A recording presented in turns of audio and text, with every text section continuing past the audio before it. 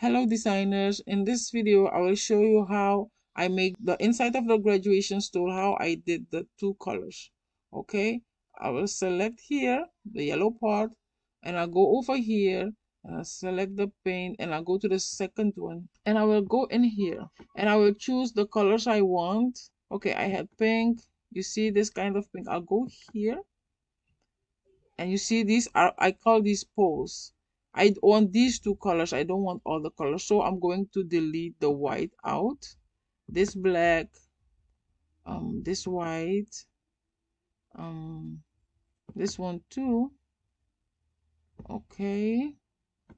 Okay, you see this pink, this color is here. I'm going to write this on a paper, copy it, FF61B4. I will select here and I'll write it down here. FF61B4 and I enter it and I have the same here. Okay, I'm going to delete this one and this one. I think this one too, and now I have the color I want.